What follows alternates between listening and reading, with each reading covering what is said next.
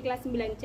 Saya Jelita Dia Agustin. Saya Zira Alfira Makfira. Saya Sita Ramandani. Saya Yunita Rahayu. Di sini kami akan mempersembahkan kepada kalian video monolog membaca teks Kota Tanpa Buku.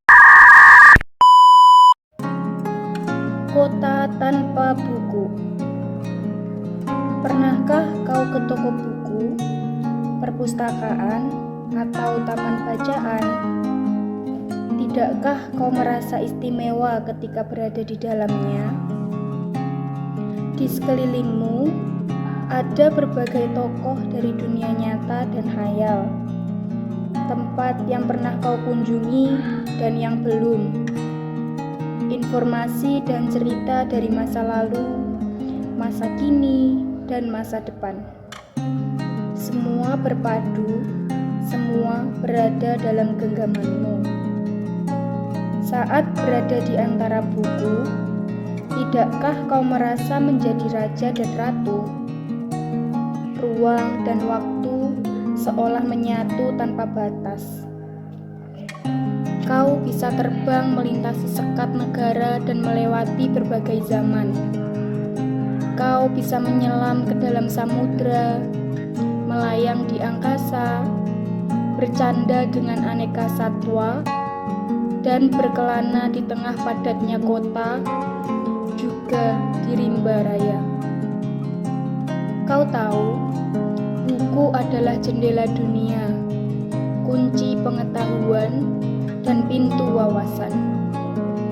Muhammad Hatta, sang proklamator, berkata, "Aku rela dipenjara asalkan bersama buku, karena dengan buku aku bebas. Melalui buku, manusia terbebas dari ketidaktahuan. Tempat-tempat yang dipenuhi buku adalah harapan berkembangnya pengetahuan dan wawasan." Apa jadinya jika kota tanpa buku? Pantaskah dia disebut kota? Di kota itu, mungkin kabar datang dari sumber lain, dari koran, televisi, atau internet.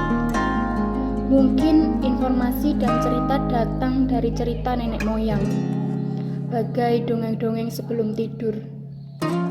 Irama warganya pun tiada beda. Bangun pagi, bertebaran di muka bumi untuk berbagai keperluan, untuk kembali pulang siang atau sore harinya. Setelah itu, mereka berangkat, tidur, dan memulai lagi hari berikutnya.